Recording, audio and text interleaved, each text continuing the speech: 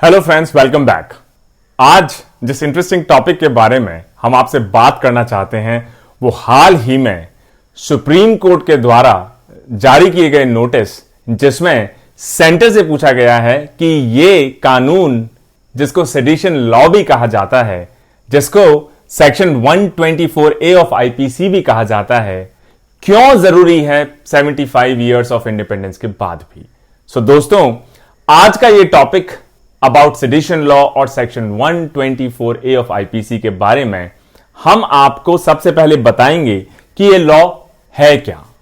उसके बाद आपको बताएंगे इसका हिस्टोरिकल बैकग्राउंड, कि इसकी शुरुआत कहां से हुई, अलग अलग लोगों का इस पे क्या कहना था।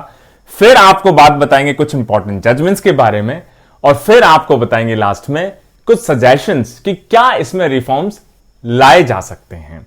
तो सेक्शन 124A ऑफ आईपीसी, जिसको सेडिशन लॉ भी कहा जा सकता है, इसको बेसिकली ब्रिटिशर्स ने इंट्रोड्यूस किया लगभग 1870 में।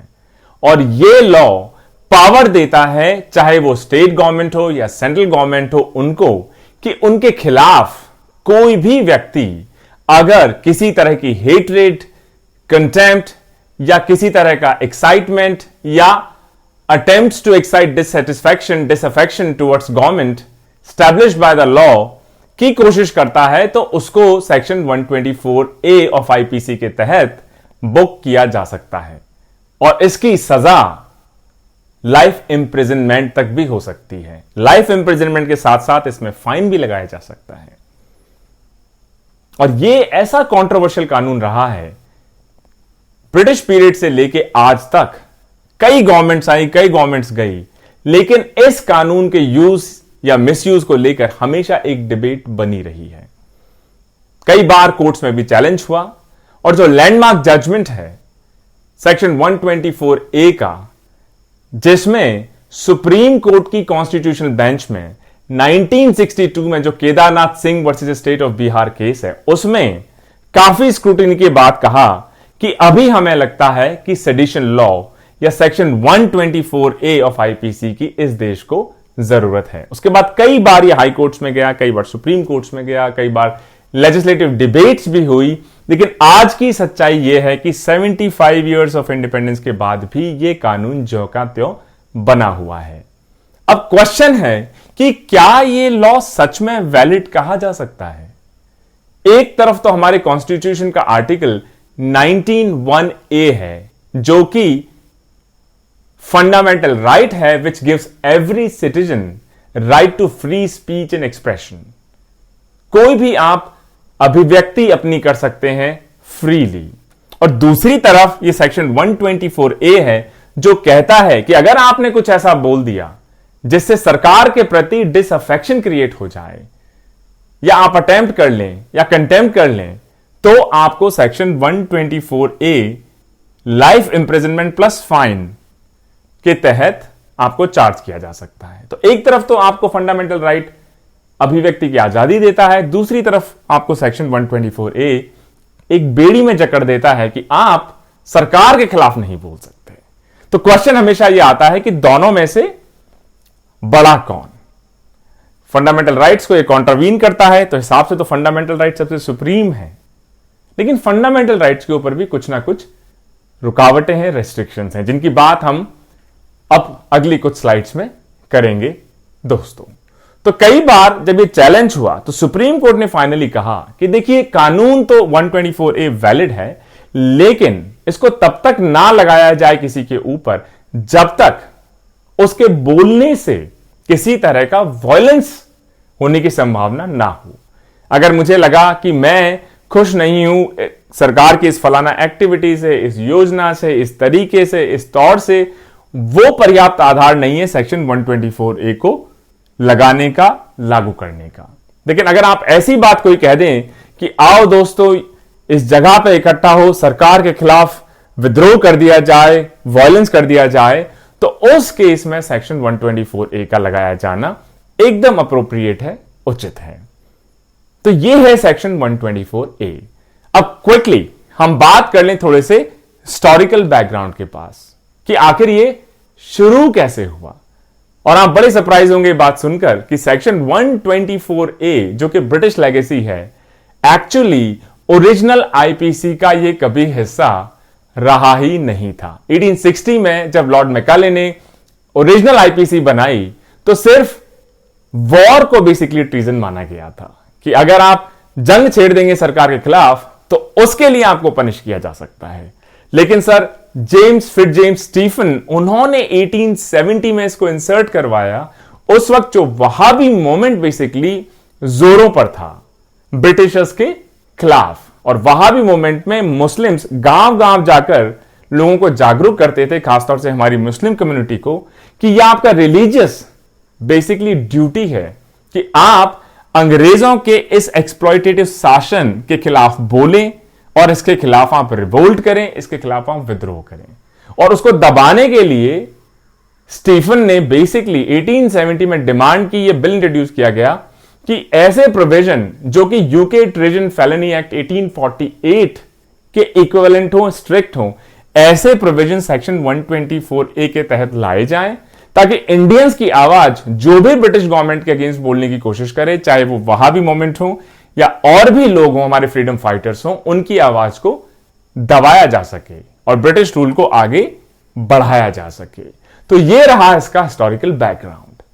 और जब बात आगे बढ़ी तो 1922 में जब महात्मा गांधी जी का ट्रायल चल रहा था तो उन्होंने क्या कहा सेक्शन 124A के बारे में?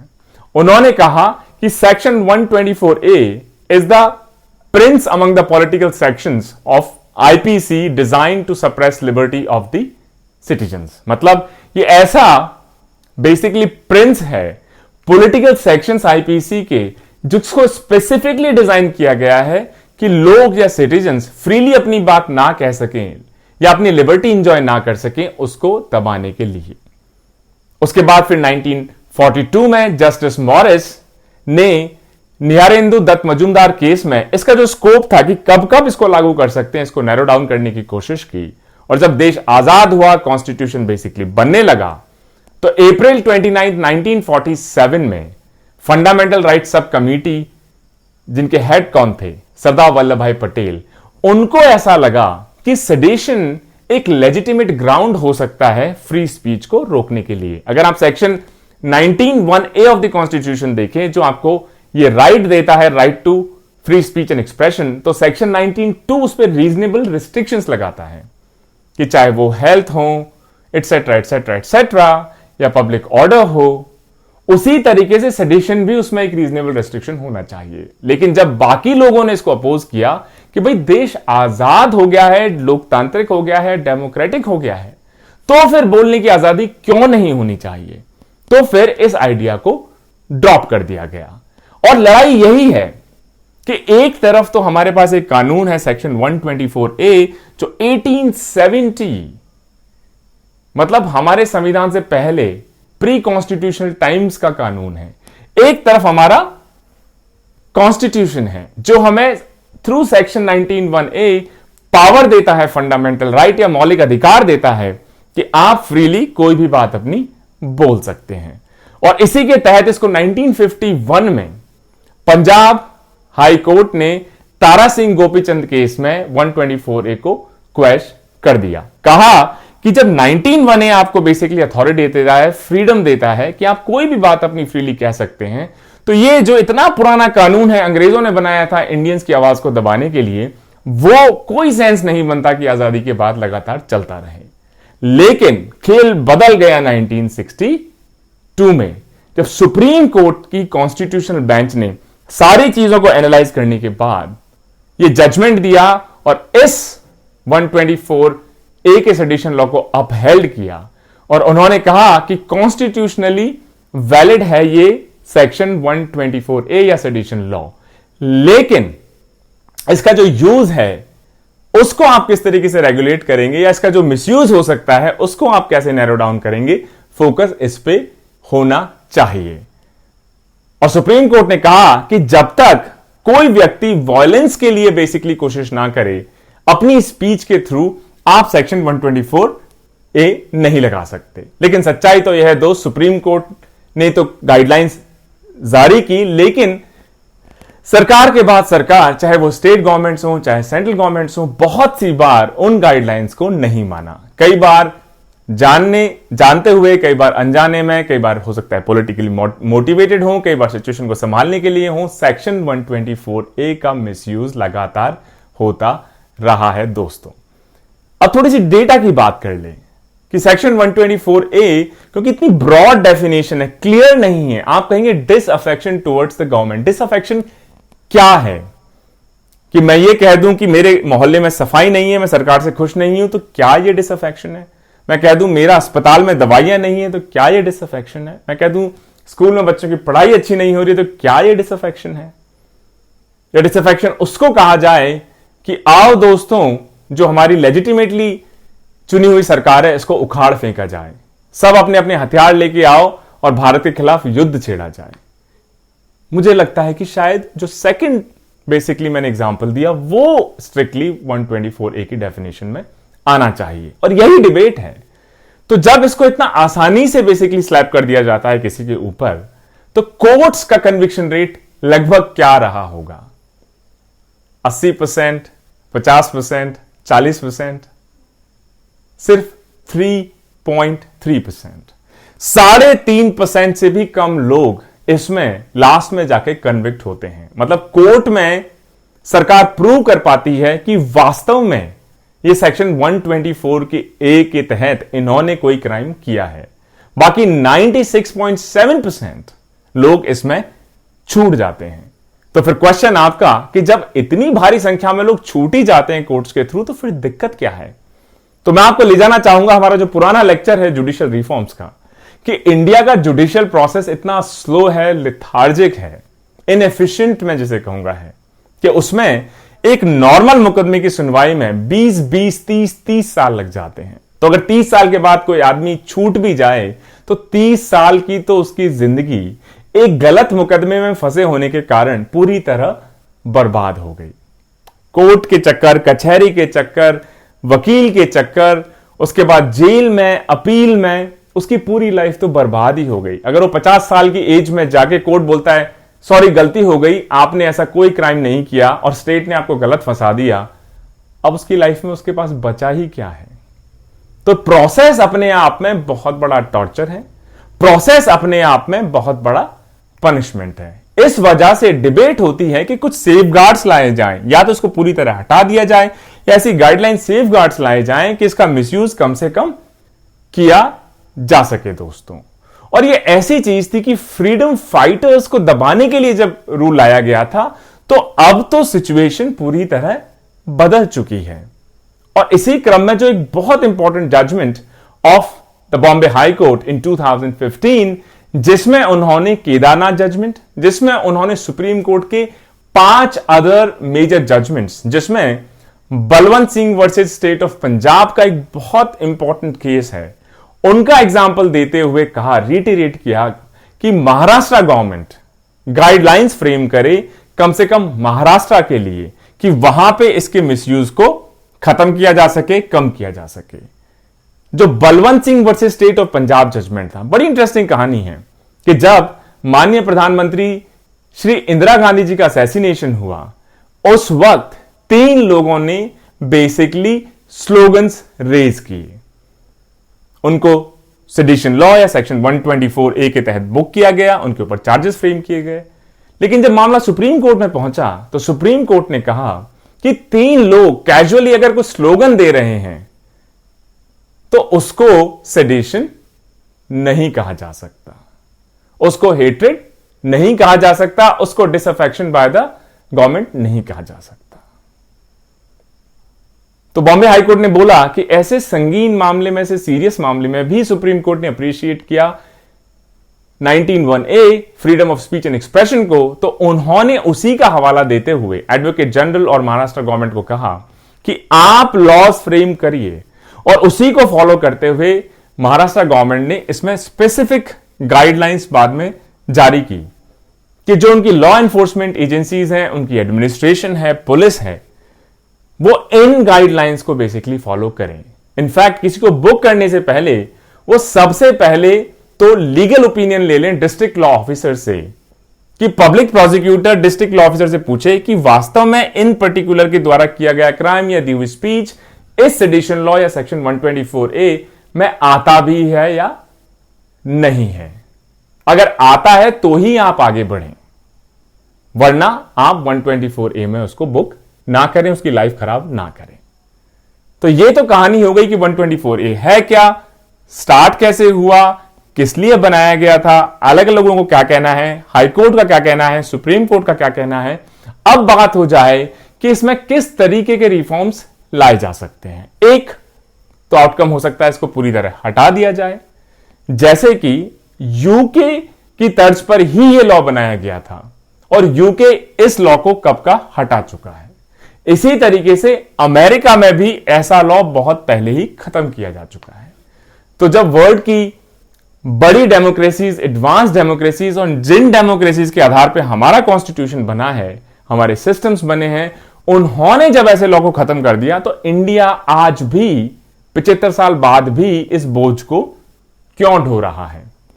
तो सबसे पहले तो बात हो जाए कि इस लॉ को जो 19(2) हमारा आर्टिकल है कॉन्स्टिट्यूशन का, जो कहता है 19(1)A में कि आप फ्री हैं कुछ भी कहने के लिए, लेकिन 19(2) में रीजनेबल रिस्ट्रिक्शंस डालता है कि आप कह तो सकते हैं बहुत सारी चीजें, लेकिन आपके कहने से किसी की हेल्थ पे फर्क ना पड़े, पब्लिक ऑर्डर पे फर्क ना पड़े, और भी उसमें तमाम कंडीशंस दी हुई हैं। क्या कुछ रीजनेबल रिस्ट्रिक्शंस डाली जा सकती हैं। और इसी क्रम में जो 42nd लॉ कमीशन है, 42nd लॉ कमीशन ने कहा कि इसमें आप एक फ्रेज डाल दीजिए कि इंटेंशनली और knowing it to be likely, मतलब कि अगर किसी को पता हो कि मेरे ये बोलने से स्टेट का नुकसान हो सकता है, डिसअफेक्शन हो सकता है, उसका मंशा ऐसी हो, इंटेंशन ऐसी हो, उसको पहले से पता हो, तो 124A में उसका क्राइम आना चाहिए। तो इसको रैशनलाइज किया जाए कि सबसे पहले वर्ड होना चाहिए इंटेंशनली। किसी ने अनजाने में बोल दीजिए, मान लीजिए कोई कॉलेज का स्टूडेंट है, चुनाव में या वैसे ही थोड़ा सा एक्साइटेड, ओवर एक्साइटेड होकर कोई बात निकल गई, लेकिन उसकी मंशा ऐसी नहीं है कि वो सरकार के खिलाफ कुछ करे, तो क्या उसको सेडिशन माना जा सकता है? बिल्कुल भी नहीं। दूसरा, तो पहला तो इसको डेफिनेशन को रैशनलाइज किया जाए, दूसरा इसके पनिशमेंट को रैशनलाइज किया जाए कि ये एबनॉर्मल पनिशमेंट स्कीम है। इसमें लिखा है कि basically fine and punishment up to life imprisonment, मतलब उसको हो सकता है आप 1 महीने की सजा दे दें और हो सकता है उसको जिंदगी भर आजीवन कारावास दे दें। मतलब कोई तो लिमिटेड विंडो होनी चाहिए। 1 महीने से लेके आजीवन कारावास, इतनी लंबी रेंज एक ही क्राइम के लिए, मुझे लगता है कि यह बहुत रैशनल नहीं लगता। तो इस वजह से आप बेसिकली इसका एक फिक्स्ड विंडो करें कि 1 से 2 साल या फिर 1 से 3 साल या 1 से 5 साल, लेकिन इतनी लंबी जो विंडो है और जज के ऊपर आपने पूरा छोड़ दिया, उसका मन करे तो आपको लाइफ इंप्रिजनमेंट दे दे, उसका मन करे तो आपको 1 महीने में छोड़ दे। इसको रैशनलाइज करने की जरूरत है। तीसरी चीज है इसका ग्रेडेशन ऑफ लाइबिलिटी करना चाहिए। जो 42nd लॉ कमीशन रिपोर्ट है उसमें कहा गया है कि मेंशरिया का मतलब है कि मंशा क्या है। हो सकता है आपका मन ऐसा नहीं हो कि आप सरकार के खिलाफ कुछ करें, सिर्फ बोलने के लिए बोल रहे हो सकता है आप अपनी भड़ास निकालने के लिए बोल रहे हो सकता है आप कंस्ट्रक्टिव क्रिटिसिज्म कर रहे हो कि मैं अगर सरकार को यह चेताने की या समझाने की कोशिश करूंगा कि यहां पे आप गलती कर रहे हैं, तो सरकार शायद उसको सीख सके, उससे कुछ ले सके और अपने पॉलिसीज को, इंप्लीमेंटेशन को बेटर कर सके। तो ग्रेडेशन बेसिकली इसमें होना चाहिए। उसके अलावा इसमें जो 43rd लॉ कमीशन है उन्होंने फिर कहा है कि ये जो ऑफेंस है ये बिल्कुल भी डिजायरेबल नहीं है कि ये कॉग्निजेबल एंड नॉन बेलेबल हो। इसके बजाय 43rd लॉ कमीशन ने कहा है कि offence basically non cognizable and non bailable होना चाहिए और एक पीरियड लिमिटेशन लगा देनी चाहिए कि भाई अगर मान लीजिए किसी ने कोई स्पीच दी तो 2 साल तक अगर उसके खिलाफ कोई केस होना है तो हो जाए। ऐसा नहीं मैंने 20 साल पहले कोई स्पीच दी और आज उसके लिए मेरे ऊपर केस हो रहा है। तो ये हमारी हो गई चौथी रिकमेंडेशन। जो 5वीं रिकमेंडेशन है कि ये हमेशा ब्रॉड पॉलिसी फ्रेमवर्क के थ्रू, जो सुप्रीम कोर्ट ने केदारनाथ जजमेंट ऑफ दी 1962 में कहा कि every state needs to be armed with the power to punish those who by their conduct jeopardize the safety and stability of the state or lead to public disorder। लेकिन साथ ही साथ यह भी कहा कि critical and reformative engagement therefore requires a redirection in order to build those safeguards which can help the law satisfy reasonable restrictions inquiry। कि reasonable restrictions किस तरीके के हो सकते हैं, उस डेफिनेशन को भी इसमें बेसिकली इंप्लीमेंट करना चाहिए।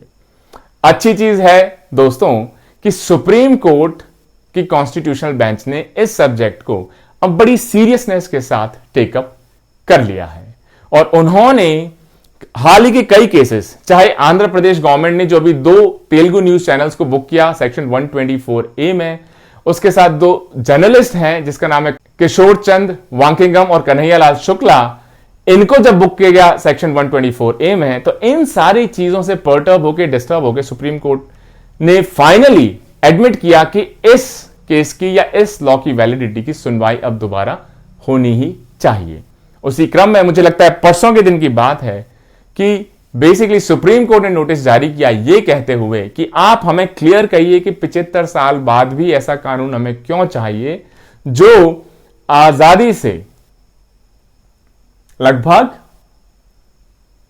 70 साल या 77 साल पहले ब्रिटिशर्स ने हमको दबाने के लिए बनाया गया था। अब तो ये लोकतांत्रिक देश है, लोकतांत्रिक व्यवस्था है, सबको अपनी बोलने की, अभिव्यक्ति की आजादी होनी ही चाहिए। तो लेट्स होप दोस्तों कि सुप्रीम कोर्ट का जो ये रिव्यू है, ये सारी चीजों को प्रॉपर्ली कंसीडर करते हुए जो फाइनल वर्डिक्ट आता है वो मॉडर्न डेमोक्रेटिक वैल्यूज के अनुरूप ही आएगा और जो भी फैसला होगा जाहिर सी बात है चाहे सरकार हो या आम सिटीजनरी हो सबको मानने ही होगा। तो लेट्स वेट कि क्या जजमेंट आता है। बट आज के शॉर्ट वीडियो के माध्यम से हमने आपको बताने की कोशिश की है सेक्शन 124A है क्या, इसकी उत्पत्ति कहां से हुई, इसका ओरिजिन कहां से हुआ, 1860 मैकाले का ओरिजिनल आईपीसी, फिर बेसिकली सर स्टीफन 1870 में इसको सर्ट किया गया, वहाबी मूवमेंट 1922 में गांधी जी का इस पर क्या कॉमेंट रहा, फिर 1947 में जो हमारी सब कमिटी थी फंडामेंटल राइट्स की जिसमें सरदार वल्लभ भाई पटेल उसके हेड थे, उनका इस पे बेसिकली क्या ओपिनियन था, फिर 1951 में पंजाब हाई कोर्ट ने इसको क्वैश किया, तो 1962 में सुप्रीम कोर्ट में Kedarnath versus state of Bihar में सुप्रीम कोर्ट ने इसको अपहेल्ड किया, लेकिन यह कहा कि अगर वायलेंस कोई इन्वाइट नहीं कर रहा है तो इसको लागू या इसके तहत मुकदमा नहीं होना चाहिए। उसके बाद कई बार डिबेट्स हुई इसके बेसिकली अपसाइड्स क्या है, डाउनसाइड्स क्या है, इसके रिफॉर्म्स क्या है, इसका पनिशमेंट इरेशनल है उसको रैशनल किया जाए, इसमें मेंशिया को इंक्लूड किया जाए कि मंशा ऐसी हो या फिर इंटेंशनल हो, नोइंगली हो कि मुझे पहले से पता था। उसके साथ ही साथ इसका बेसिकली इंटरप्रिटेशन को नैरो किया जाए। अब यह भी हो सकता है कि सुप्रीम कोर्ट इसको पूरी तरह क्वैश ही कर दे जैसा कि यूके और यूएस पहले ही कर चुके हैं। आई होप दोस्तों आज का वीडियो आपको पसंद आया होगा। Stay tuned for our next set of videos. Until then, जय हिंद, जय भारत।